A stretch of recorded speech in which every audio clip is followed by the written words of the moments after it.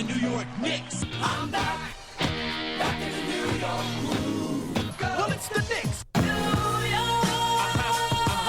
We are the New York Knicks. New York. For this new season we're about to enter, the Knicks taking no shorts, just like winter. New York, New York. New York be about the Knicks, huh? But the best thing about New York City is K-N-I-C-K. Everybody say go New York, go New York, go! Go New York, go New York, go! Hey everybody, welcome to the New York Knicks podcast, episode 639. I am Jay. How you doing, Mark? I am doing fine. Much like the Knicks, I'm doing about fine. The Knicks are about fine. Everybody's injured. I have a question. The for whole you, team's injured. I have a prediction. At some point later this season, maybe next week, the Knicks starting lineup will be Charlie Brown, Daquan Jeffries, Jacob Toppin, Alec Burks, and Jericho Sims. And they'll be the only five guys available to play in the game. They'll each play 48 minutes. And then after losing by only a few points on a blown call to the Denver Nuggets, there will be people online who will say missed players being out is no excuse. And they'll say it's Tibbs' fault that he played those guys so many minutes. Why was Charlie Brown playing 48 minutes? You should have subbed him out for a fan. A fan could have easily filled in there. It's no excuse. What are you going to do if you get to the playoffs and you only have five guys who can play? And they all have broken legs. There's no excuse. It is. So now we're not even getting clear messages on who's coming back when and how it. We just keep hearing. I have the updates, Jay. Oh, you do? Okay. Yeah. Go give me the players and I'll tell you. Okay. OG. Never. Okay. Randall. Never. And Mitch. After Randall and OG. Okay. iHeart. He is day to day. He will not play back to backs or in the spring. Brunson. Brunson has a head injury apparently and is dead. All right. Or we'll be back next week. Okay. So it's Or been next game. It's been good times lately. So I think the actual updates are Randall it sounded like he will need surgery from the most recent update, but the question is whether he can just put the surgery off till the end of the season and come back injured so that he can have a poor performance in the playoffs and have fans being like, see, I told you he sucks. So is it just going to be an annual tradition that Miami injures Randall and has him limping around in the playoffs? That's just the way it is now. The league's going to do nothing about Miami just injuring everybody. I mean, I know the Knicks. That was the most ridiculous play. It wasn't even like a. Was it a? It was a foul, right? That play, but it wasn't like a. I mean, it's the league's fault for making that block charge call so, split second. He had position for a microsecond, and he didn't adjust running at full speed, so it's a charge. I've always hated this. I know Brunson's good at drawing it. I've always thought you should have to establish position for a count of two, or else it's just not. I would even give you a full second, 1 full second. Yeah, even 1 full second. It's just so insane that a guy runs to a spot, just stands there a half second before you, and it's a foul, and guys are getting injured or just you're taking a guy running full speed into you to get a foul. It's not a good play. No, it's a dangerous play. You can't put a pinky finger on a guy shooting a shot, but you can barrel into players if they're under the net. It's very weird. It's weird how the NBA's made they have some bizarre rules. They've made playing defense so hard in the NBA to just jack up the scoring. And I get that maybe they thought the 90s basketball wasn't as exciting, but you've gone so crazy with allowing making it so hard to defend. At the same time, you allow guys to just run into each other as a regular play. Very weird. Very weird. And Yeah. they're like, I don't get why injuries are up so much. So I guess in theory, Randall's been trying to do some off the court activities to to play. he may be able to come back, and maybe he's like 80% to 90% of Randall. I mean, we really do need him. Bad. For all the haters that are like, we're going to be so much better without Randall. Really? Do you think we're better without Randall right now? Well, I mean, it's not his shooting arm, so that's good news. Yeah. Same with OG. The elbow's not his shooting elbow. Yeah. So, I mean, these guys, even if the elbow's not and shoulder are not completely healed, they should be able to at least shoot. Maybe they won't get that arm up as much for a rebound or something, but it'll be a huge addition when they come back. You really need Randall's, like, first of all, like last night the Knicks played.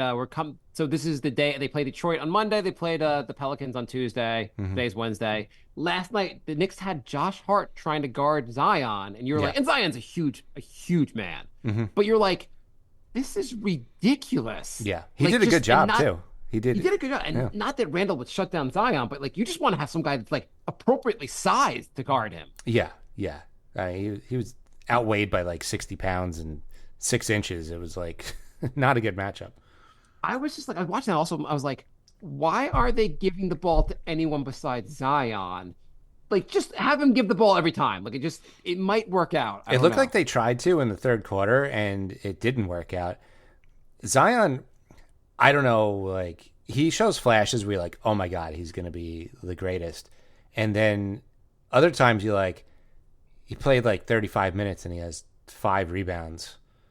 Like, Jay did a parlay last night. The only thing he didn't get was the 6th rebound from Zion. He is super bitter. I am a little bitter about that. Like, it why is can't you absurd rebound? that Zion can't get more than 5. He doesn't average a lot of rebounds. It's absurd. And I my guess is part of it's just like the pre-injury Zion that came out of Duke would be dominating the league. The post-injury Zion is a very, very good player, but not quite the pre-Zion. Yeah, it's probably it. So it looked like the refs did a no call against Detroit that may have swung the game in the Knicks' favor, and some people are complaining about that. The Knicks had 5 games that were swung against them, so they're still 1-5 in game-altering ref calls. So you know what? You gave us one. Fine. They rejected the appeal for the Houston game. So yes, I'm shocked. Actually, I really thought they were gonna be like, hey, we're overturning the Houston game, and we're also overturning the finals from '94. Overturning everything. I honestly thought that the corrupt league would not have backed the corrupt refs. I'm waiting till the Knicks have a game where the NBA announces we are turning down the protest just because the ref posted a parlay he had from the other team after the game. Where congrats to the referee on the parlay. Knicks still lose. But by the way, I know this wasn't a game-altering play, but Josh Hart was literally bleeding last night, and the refs were like, no call. Yeah. He got punched in the face, or just hit in the face, basically. By Zion, bleeding from the nose. He comes over screaming at the ref, this is no call. And you're like, Hart's getting really angry, and you're like, he's actually bleeding. So I guess he's got a point there. I was shocked that he didn't get a technical for getting hit in the face and then complaining about it. I actually I was like, if he wasn't bleeding right now, he'd definitely have a technical. And the ref's probably just like, I don't know. This is a bad look to give a bleeding player a technical. Yeah, exactly. So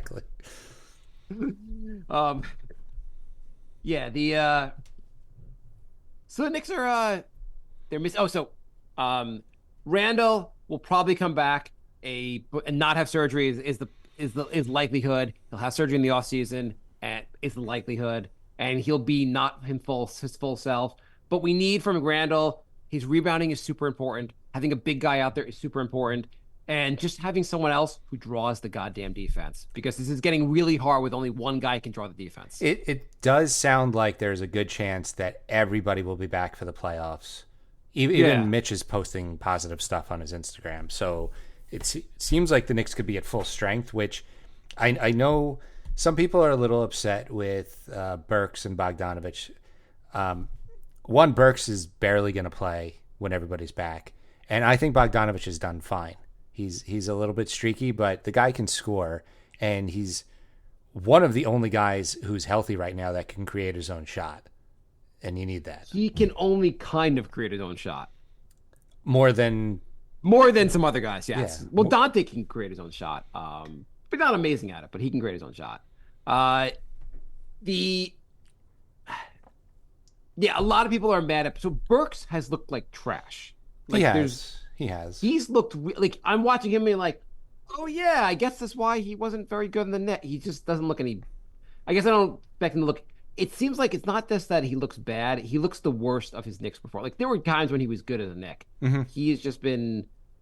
At some point he'll look good, but he hasn't looked good in a single game for the Knicks yet so far. Yeah, I'm always like small sample size. He looked good in Detroit all season, so I don't think he just started to suck. Like he's probably just in a little bit of a slump, learning a new team and a new offensive scheme or whatever. But again, like if everybody's back, we're probably going to barely see him. We'll see more Bogdanovich than Burks in the playoffs if everybody's healthy, and I'm not worried about Bogdanovich. They pointed this out on the game last night. I think it was that Josh Hart shot 52% from three over a 25 game span last year. Yeah. And it kind of just reminds you, and obviously Josh Hart is not Steph Curry, but it kind of reminds you like anything can happen, good or bad, in a short sample of games. Right. I mean, look at the Heat series last year. Like Lowry looked like prime Lowry, and then he went back to sucking the very next round. Like sometimes a guy gets hot for 2 weeks, and sometimes guys are feeling their oats. Sometimes guys are on, sometimes guys are off.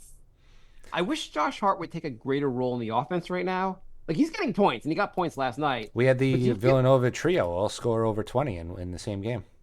Don't you feel like Josh Hart still kind of defers a little bit? Like you're like, hey Hart, we kind of need you to go for 30 tonight.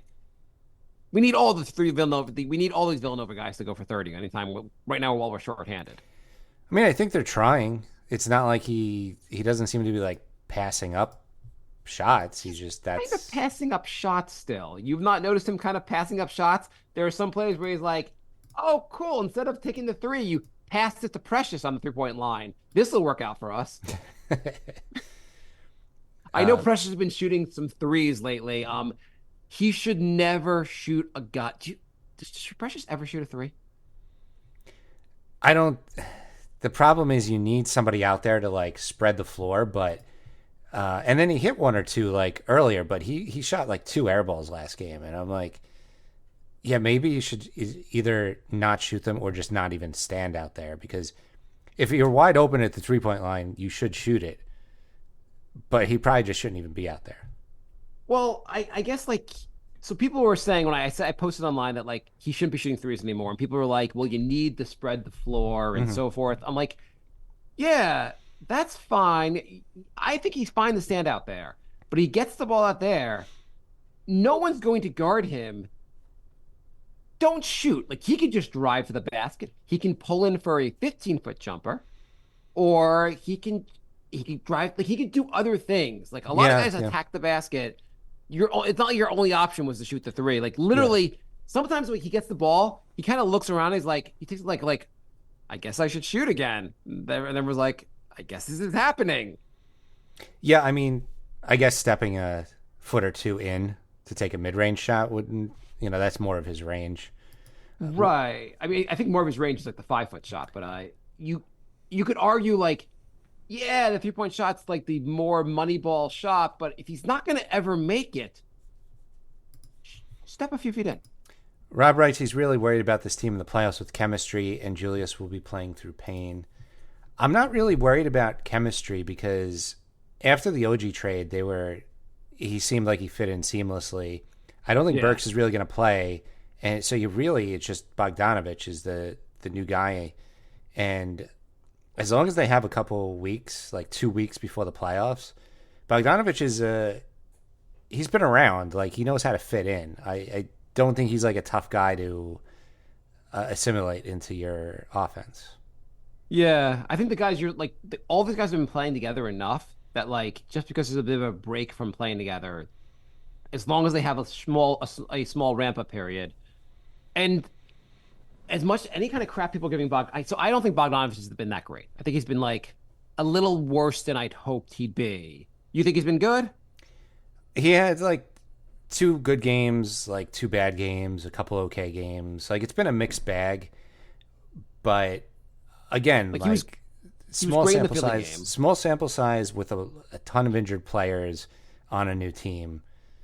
Like he's not even going to be playing with these guys. Like hopefully like, come playoffs. Like He got 20 points last night, 6 of 14 shooting, 4 of 10 from 3. And you look at that and go, like, oh, he had a pretty good game. I thought he looked terrible last night. Not terrible. He just looked very mediocre last night. His defense was not there. He wasn't providing much of a spark as much as just being a guy to shoot the ball. But he's being asked to do more than what you're saying. Like he's being asked to do two, like in a different situation, when you have Randall on the floor or Brunson on the floor, you have OG on the floor, the defense is going to be drawn away from him. He's going to have more wide open threes. He's not going to be asked to create, like, if we're asking him to create his own shot, like, that's not great for us. But I don't think we're going to, like, when full strength, we're not really asking him to do that. if you have Brunson, Dante, Randall, Ihart, and Bogdanovich on the floor, yeah, he's probably just going to be taking wide open threes, and he's a really good shooter. So Yeah. I'm not worried about it. These players are looking worse because they're like 7th and 8th man that are being forced into a starting role. They're like, okay, Bogdanovich, go cover Brandon Ingram. Like, Do you know how much worse the Knicks have looked since everyone's gone down? Do you want to know?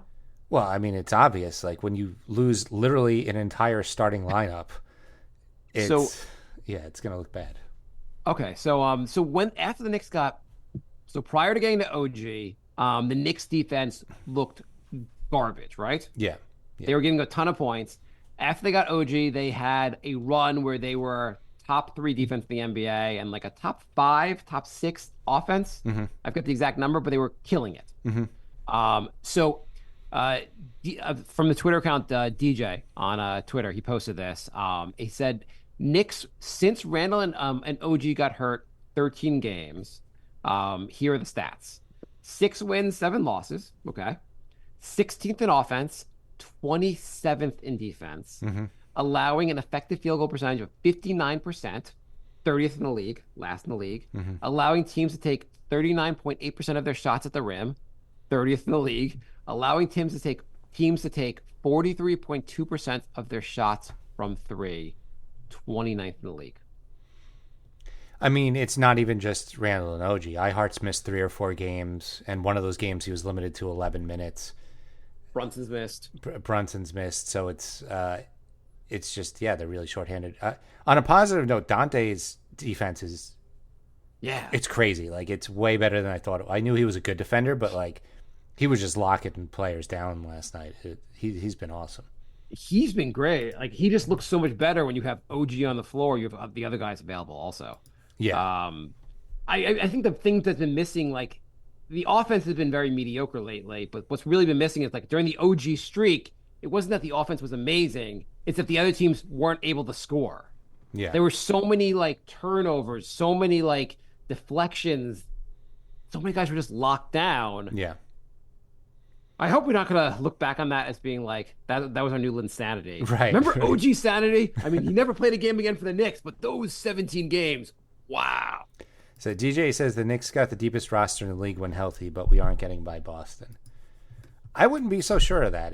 If the Knicks come back healthy for the playoffs, I don't think it's a guarantee that they don't beat Boston.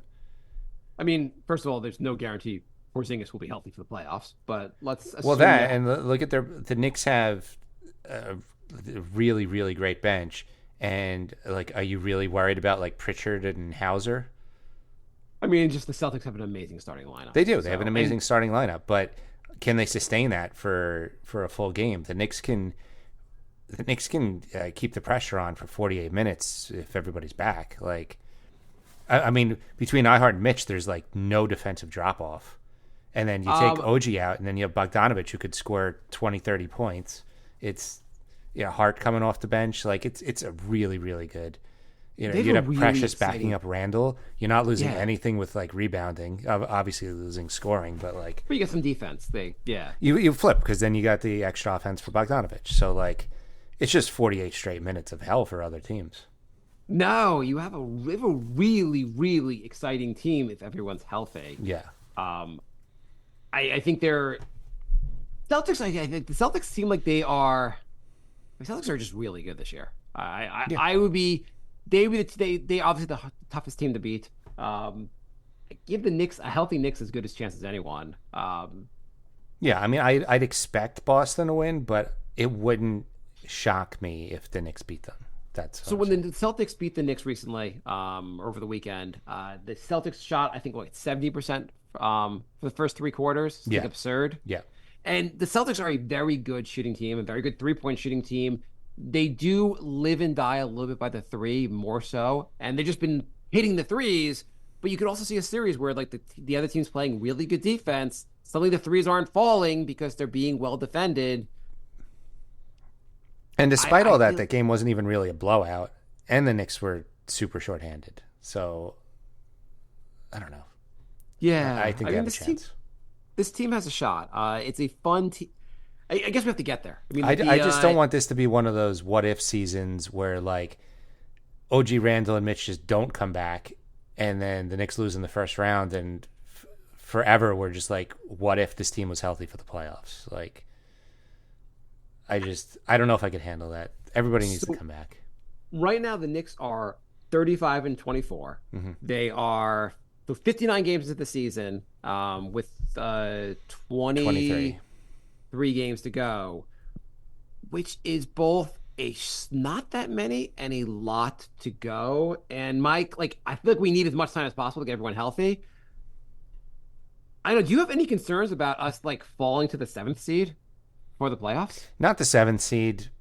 Concerned about maybe like the fifth or sixth seed, which it would be nice to have home court, but I don't know. So right now, I am worried about the rest of the season just because like the Knicks are going to be shorthanded for a while, and currently they don't have a big lead. So like it would be the Knicks are not going to fall to ninth.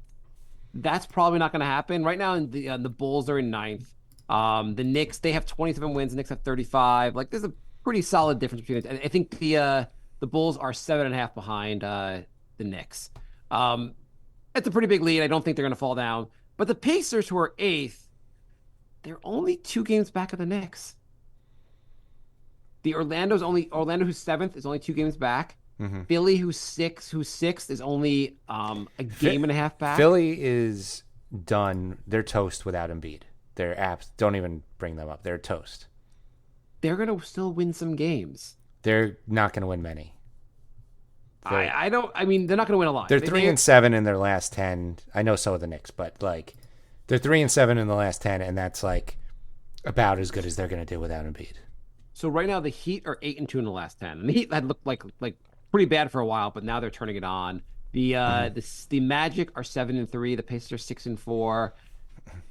I just don't want to be in the goddamn like I think the top 6. If the Knicks end up at 6th seed, it's not ideal, but whatever. Like you just have to get into the playoffs. Yeah. And if you play the Bucks or the Cavs first round, it is what it is. You got to go through these teams anyway. Yeah. And I obviously like to play the Cavs, but like falling into the goddamn Play-in, yeah. play-in, and I know Miami made the finals in the play-in last year, so whatever. I think I think 6th is the lowest they go. I don't know. I am very concerned with the schedule going forward. And not that it's crazy, but like the Knicks barely beat Detroit, and Detroit's terrible. And the Knicks are gonna have and last night against the Pelicans, they just were really shorthanded. I just feel like with the battering that Brunson takes, he's gonna miss some more games. I don't like. So coming up right now, you got Golden State. Here's the next 10: Golden State, Cleveland, Atlanta, Orlando, Philly twice, Portland, Sacramento, Golden State. Bunch of winnable games like Golden State's been playing a lot better lately. Cleveland's been on fire. Atlanta's pretty mediocre, but whatever. Orlando, they're still a tough matchup. Philly's 2 games in a row. It's hard to sweep a team. Portland's terrible. Sacramento's pretty good. Golden State, again, is not bad. They play Denver. Like, I don't know. The last 23 games aren't like... If everyone's healthy, I'd have no issue. I am concerned the Knicks will go like 9-14, 8-15. They're going to have a bad end to the season, and they're going to fall to the 7th seed. And we'll always have January. For me, if they could play around 500 until they get some reinforcements, I think they're going to go on a winning streak once they start getting some bodies back. So they just have to weather, hopefully, only the next 2 or 3 weeks. I think once OG is back, they go back into winning mode. And I agree with you. They just need to play 500.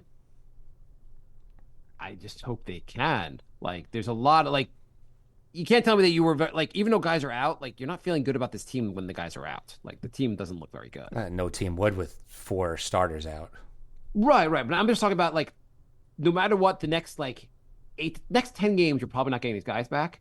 Do you feel confident about this team winning, like, even playing 5-5 the next Not 10 really. games? I don't like the fact that a month ago we were talking about winning the championship, and now we're like, hopefully we could play 500 ball for 25% of the season. You talked about the championship on the show, and we've been goddamn effed ever since. I blame you, Jay. If you didn't bring up the C word, we would not be in this position. I blame the Heat.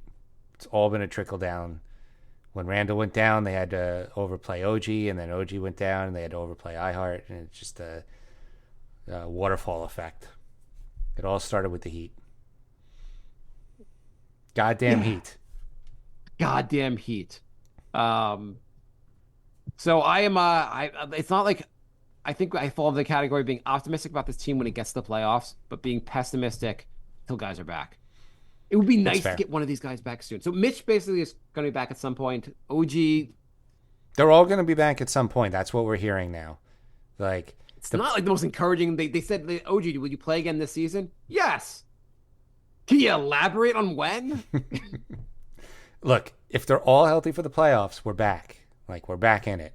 We don't have home court, whatever. Like, that's fine. Can you imagine we're stuck against, like, the Pacers in the play-in game?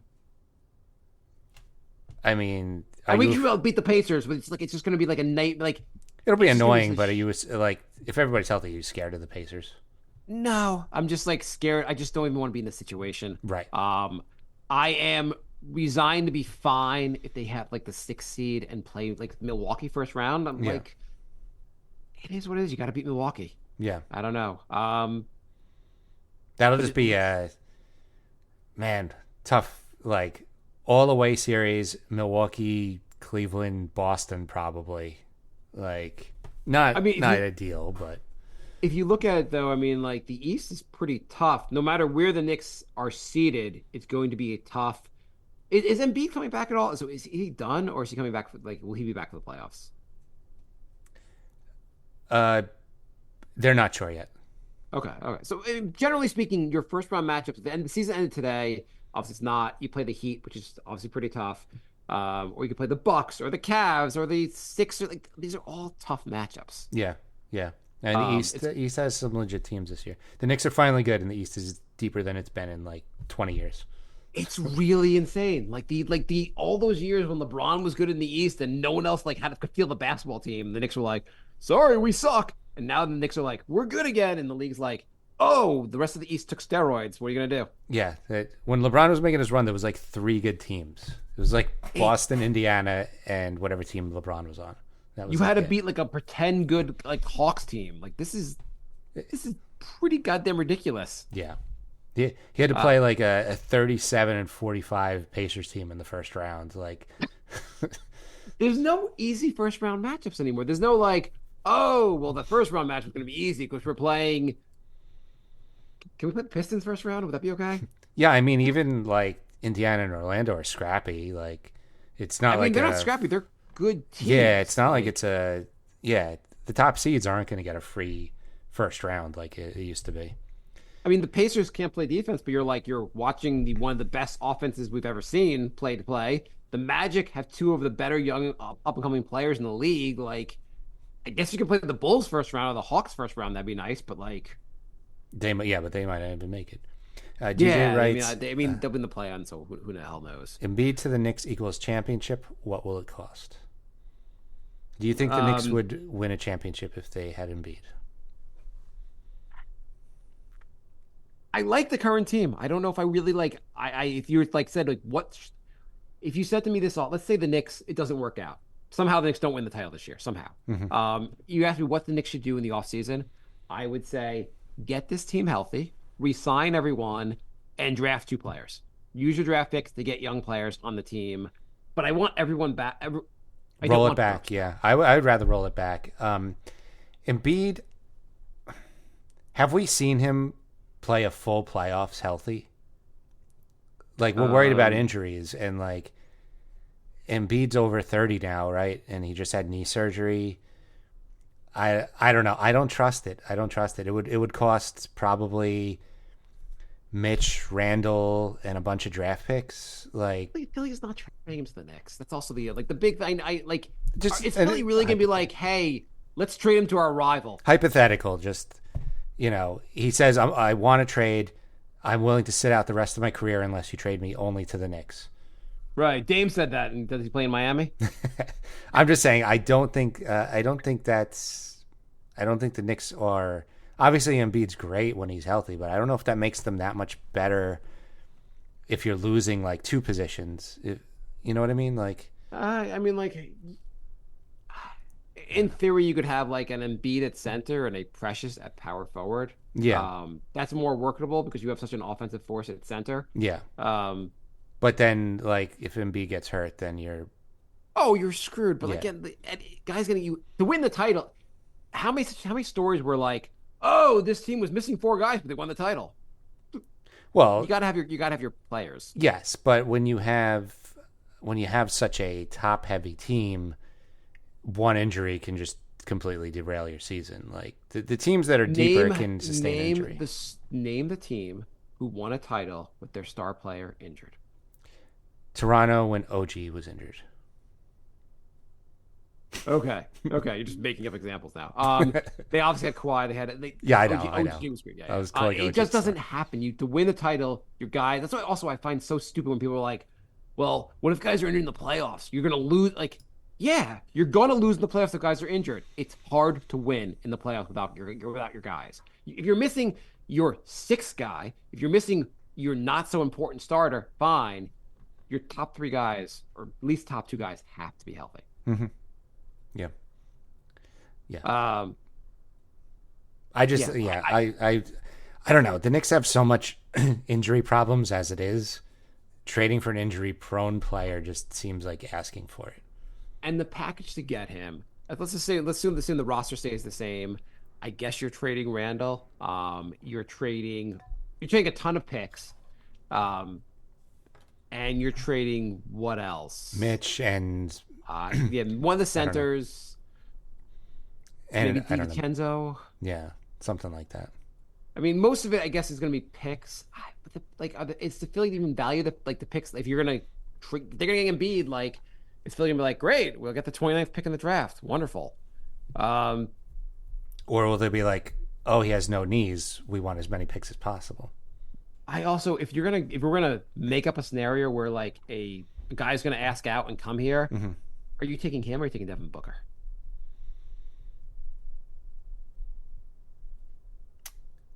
The fact that I'm pausing so long is because I am just so in love with Dante right now. I'm just trying to picture a starting lineup without Dante.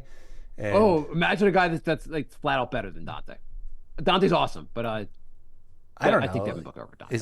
I'm not making Dante's. He's better on offense. Dante is like hell of a defender. Yeah, so much better on defense. So, but if we're going to play dream scenario, and not dream, obviously there are guys that are better, but just the theory that Phoenix like he asks out whatever, and it's also trading like to the other conference, which seems more realistic. And he's CAA and so forth. Booker seems like the guy I would get. Like Booker, I feel like I can see that putting us over the top. Yeah. And he's not as injury prone as Embiid, but whatever. I go with run it back, draft 2 guys, hope they like contribute when guys are out or whatever. Just add something to the team. I don't know, and just give OG a big contract. Hope he can play 60 games. I don't know. Yeah, they built a really interesting team. They do. There's not one person in the starting lineup where I'd be like, before we were like, oh, we need to upgrade like the Grimes spot. Yeah. Now I'm like, it'd be really hard to upgrade a position and not like lose a lot. By the way, I said on Twitter that like, are the Knicks going to regret trading Grimes? I really like Grimes a lot. Our Twitter account, by the way, is operated by both Jay and I, and so Jay was not as big a fan of Grimes. I was a bigger fan. So Jay posted like anti-Grimes stuff, and I'd be like, "How could you?" And I'd be posting like I'd be posting pot. People were like, "Why are you saying this? You were just asking to trade him." I'm like, "That was the other operator of the account." That is the fun part about sharing a Twitter account. So now people are like, "Oh, we're just playing both sides for engagement and Knicks for clicks," and I'm like, "No, we just have two different opinions and we share the account." So It's literally just separate people. yeah, yeah. If Anyway, you follow us closely enough on Twitter, you could tell who's posting what. We have different like words that we normally use and stuff. yeah. I forgot, Jay, to post that we were even doing a show today or ask for questions, so we don't have them. Okay. That's good. Hope that's helpful. Anyway, I'm trying to be optimistic. I love this team. I absolutely love this team. So next 5 games: Golden State, Cleveland, Atlanta, Orlando, and 1 game against Philly. What do you think happens? Golden State's playing really good now that they benched really well. Clay. Kuminga's just been. Cleveland's been on fire. Cleveland's been on fire. Atlanta's a winnable game. Who are the other two? Orlando. Orlando and Philly. Philly's a winnable game. Orlando's pretty good. I mean, Yeah. winnable, but pretty good team. I'm gonna say 3-2. They lose Golden State and what was the second game? I mean, Yeah, they lose Golden State and they lose Cleveland. The next 2 games are really tough. Yeah, they lose those 2 and then they get Brunson and Ihart back and they win the next 3. Hopefully, do they disclose what the deal with Brunson? And they just got like something about his like some kind of neck or injury. I mean, he gets clocked in the head all the time, so it could have been anything. Okay, hopefully it's not serious. Anything else you want to add, Jay? It's hard talking about these games when it's not the team that we're gonna have like going forward. It's just like the reserves playing, and like, let's see if we could play against these full strength teams with our reserves and win as many games as we can. It's tough. I mean, the Knicks are pretty deep for the fact that like they're playing in these games and winning some of these games. Like it's yeah. But If you look had at the lineup- if you had 5 starters out, most teams are losing by 20, 30, 40 points. Like, it says something that the Knicks have been competitive in all these games. if you look at the starting lineup right last night, DiVincenzo, starting shooting guard, Yeah. great. Josh Hart, first guy, second guy off the bench, not a starter, very good player. Shooting guard doesn't really shoot. Great defense, great hustle. McBride, backup point guard starting. In the playoffs, Brunson's probably playing 40 minutes. McBride's playing 5. Sims, center. He's our third string center. And there's a huge gap between him and the other 2 centers. And then Precious, who's been nice, been really playing well above expectations. But it's not if this was the Knicks starting lineup to start the season, you would have guessed 35 wins. Yeah. If that. Yeah. And then No, you have I Boggs. would have guessed less. I would have guessed like 25. Yeah, Burks coming off the bench will look better. You're right. Bogdanovich, who can do some nice stuff. And the bench is like non-existent after that. You have Toppin, Jeffries, and Charlie Brown, who are only allowed to play when the game is officially over. Yeah. Yeah. And some people were like, hey, Jacob Toppin's looked pretty good in the G League. Yeah.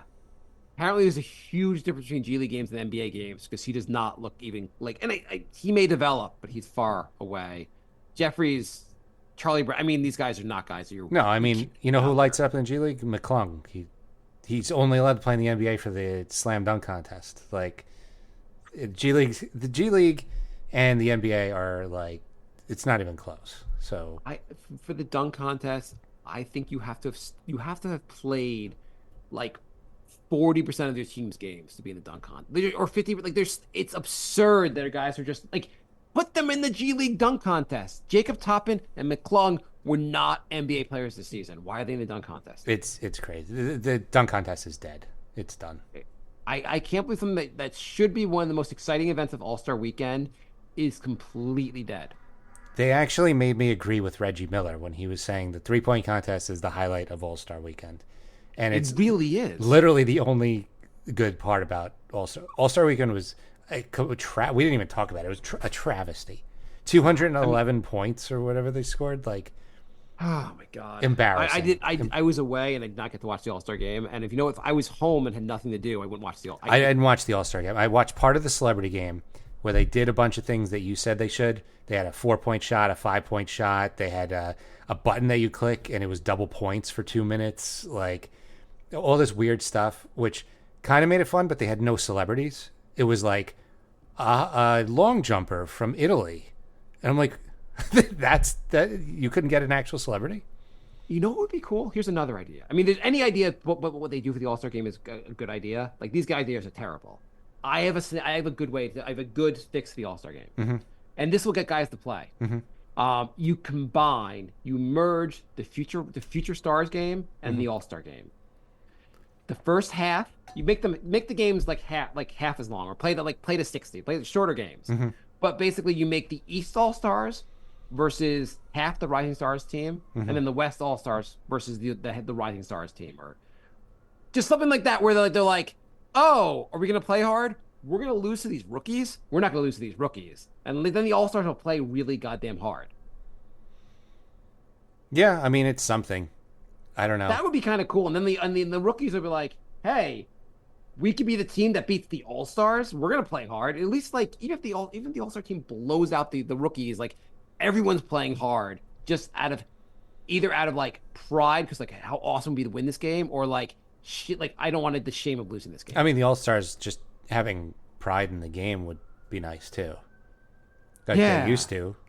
They used to, and it's out of fashion now. Like guys, every time I've watched in recent years, no one is literally playing defense, and the teams are like, let's just walk down the court, shoot a 3, walk down, shoot a 3. They shoot like 800 threes. It's the worst goddamn game. I think Luka took a 3/4 court shot. It's a joke. Yeah. It's a goddamn joke. Yeah.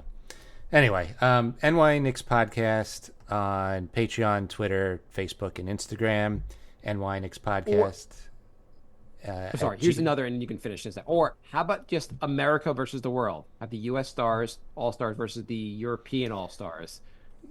Yeah, maybe there's some pride there. I don't want it to be too gimmicky, though. I don't know. I would really just like East versus West, and everybody tries. Okay, another idea I had, just throwing them out there, Jay. You have like the teams play each other.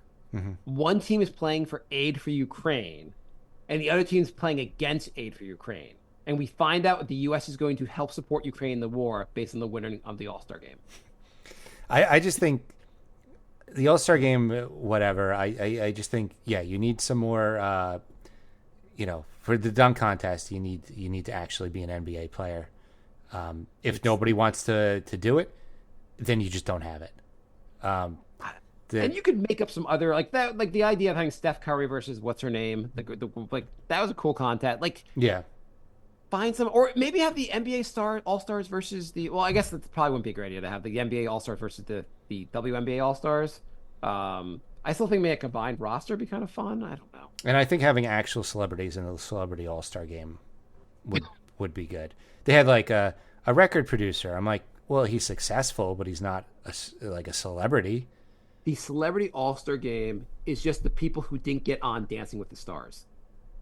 They wouldn't even really low down the list of like. It was like every person. I was like, who is that? I think I knew 2 people combined out of the 2 teams. They somehow like it's just like it's, and I guess I don't know all the celebrities, but like it really was a mix of like, who the hell are these guys? I mean, an Italian long jumper. Like, how does that qualify as a celebrity?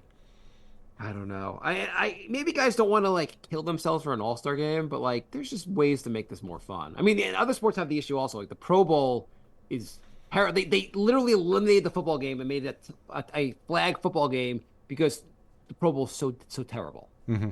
It's hard to get players in contact sports, especially in the middle of the season, into an all-star game. Yeah.